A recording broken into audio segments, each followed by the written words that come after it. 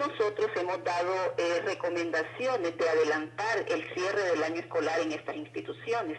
En el caso de las escuelas públicas, estamos a la mitad del año escolar, son menos las escuelas en las que se han presentado estos casos, pero aquí con mucho más rapidez hemos estado actuando y orientando el cierre parcial o total, ¿verdad? Que apoyando la decisión y la recomendación que da el Ministerio de Salud.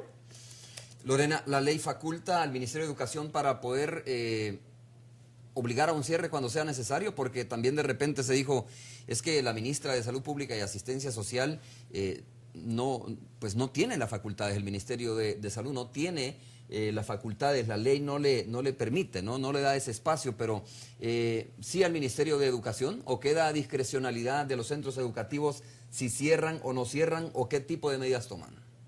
En el caso de los centros educativos públicos, nosotros sí estamos facultados para ordenar una medida de ese tipo en el caso que sea necesario. En el caso de los colegios privados, por la autonomía que ellos tienen, nosotros solo podemos recomendar. Ahora, yo creo que al vernos en la necesidad por una situación extrema que se presente en el país, yo creo que sí podría haber una excepción y que nosotros pudiéramos llegar a eso. Sin embargo, tal como usted me lo pregunta, la ley no nos faculta en el caso de los colegios privados. O sea, ahí sí queda discreción del colegio. Exactamente, queda discreción del colegio y eso ha sido un poco la dificultad en algunas instituciones privadas que no han acatado las recomendaciones del Ministerio de Salud. Lorena, dos preguntas más. ¿Por qué los colegios bilingües han sido afectados principalmente con esta pandemia? ¿O por qué el grupo, digamos, de población afectado son mayormente los estudiantes de colegios bilingües? Bueno, lo que nosotros podemos observar es que la influenza ha llegado al país a través de personas que viajan, que han visitado países en donde se ha presentado el problema con mayor intensidad, y luego han venido estas personas al país, han tenido contactos con sus familiares, amigos o compañeros de estudio, ¿verdad? No han seguido las recomendaciones que se les ha dado, como he dicho antes, y ese pues ha sido el medio de transmisión que nosotros estamos observando. ¿Tienes la lista, Lorena, de los colegios que han suspendido las actividades?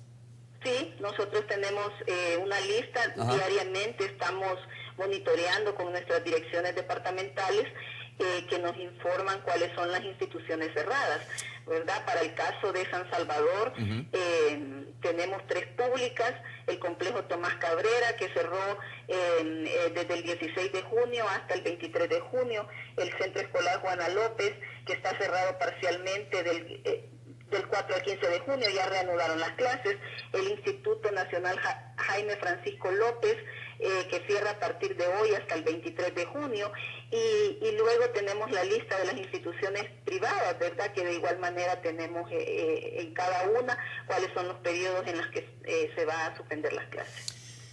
Lorena, ¿cuál es la indicación que ustedes le están dando a los maestros y las maestras? ¿Cuál es el aporte, digamos, que el Ministerio de Educación está dando capacitación, si tú quieres, a los maestros y las maestras, de cómo tratar esta situación al identificar un alumno o una alumna en una situación complicada o de contagio de esta enfermedad? Bueno, el llamado de alerta es para la comunidad educativa en general, o sea, no es solo para los maestros y las maestras, ¿verdad? Nosotros hemos distribuido circulares para orientar en qué consiste la enfermedad, cuáles son los síntomas que se presentan y cuáles son las medidas preventivas que deben tomarse en cuenta. Además, hemos dado orientaciones a los equipos de seguimiento de los 14 departamentos del país para que estén vigilantes y orienten a los centros educativos a que acaten las recomendaciones que se les están dando a través del Ministerio de Salud y a través del Ministerio de Educación. También hemos dado instrucciones a los organismos de administración escolar para que puedan comprar jabón, por ejemplo, con fondos del presupuesto escolar de las escuelas, y a los padres de familia les hemos hecho un llamado para que también estén vigilantes y apoyen a las escuelas, sobre todo en aquellos casos donde tenemos escuelas sin agua, ¿verdad? Que son alrededor de 80 centros educativos. Termino con la siguiente pregunta. ¿Está evaluando el Ministerio de Educación suspender las clases a nivel nacional, como se ha mencionado? Porque hoy, en uno de los principales matutinos del país aparece de que se está evaluando suspender todas aquellas actividades de carácter público y que signifique concentración masiva de personas. En el caso del Ministerio de Educación, ¿se está evaluando tomar otro tipo de medidas adicionales a las que ya se ha tomado? Bueno, en el caso de educación, nosotros somos parte del consejo que está vigilante de este problema. Y nosotros no tomaríamos una medida unilateralmente. Siempre estaríamos esperando las recomendaciones que dentro del Consejo se vierten, ¿verdad? El tema no ha sido ventilado en el Consejo y si se diera, pues nosotros tendríamos que hacer justamente el análisis, ¿verdad? Y pensar en un cierre que sea un cierre rápido de las clases por este tipo de situación. Hasta ahora, como repito, no lo hemos hecho, pero no descartamos la posibilidad de hacerlo siempre que así se nos recomiende. Bueno, muchas gracias Lorena de Varela, directora nacional de Educación. Un gusto haber conversado con usted y muchas gracias por haber tomado la llamada telefónica. Buen día, Romeo, y un saludo a los panelistas. Bien, nos quedamos aquí nosotros en el estudio. Cuando hay, en las últimas 48 horas, doctor, se dieron 23 contagios, o se determinó más o menos que 23 personas habían sido contagiadas. Estamos en esta curva que usted me describe, que se llega al top y luego comienza a bajar.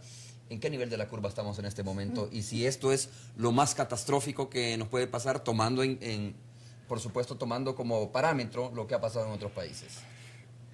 Es difícil responder, pero yo pienso que todavía no estamos en el pico de la curva. Es posible que sigamos encontrando más casos. Recordemos que también El Salvador está entrando en lo que conocemos como el invierno y tradicionalmente en el invierno también aumentan todos los casos de influenza y de gripe a nivel mundial. Entonces estamos en este momento crítico. Esto complica un poco más, obviamente, la situación. Así es. En el caso de los países del norte, por ejemplo, en México y en Estados Unidos, ellos tal vez ya llegaron a su pico, empieza a detectarse que hay una reducción también importante de casos, pero hay también factores que favorecen que en esos países esto suceda. Por ejemplo, el verano entró ya en pleno en esos países, la gente ya realiza más actividades fuera de sus casas, convive más al aire libre, entonces eso reduce la posibilidad de contagio. Por otro lado, sabemos que el virus de la influenza en general tradicionalmente favorece su duplicación en ambientes fríos que en ambientes calientes. Entonces todo eso tiene un impacto y sí, debemos de seguir pensando que esto todavía no ha llegado. Tampoco es difícil decir, no, por ejemplo, mire, esta es cuestión de 3 meses. En 3 meses esta cuestión llega a su máxima expresión y comienza a bajar. No podríamos decir eso todavía. A ver, doctora, ¿hay un subregistro de este tipo de casos? En estos momentos, mire, realmente el Ministerio de Salud está haciendo todo lo posible por la identificación de casos. Puede ser que se le escapen algunos y eso sea el subregistro, pero no hay un subregistro como tal. Se están pudiendo definir y confirmar casos de una forma positiva. No consideramos que en este momento hay un subregistro. De hecho, si hubiese un subregistro tendríamos menos casos de los que se están identificando diariamente.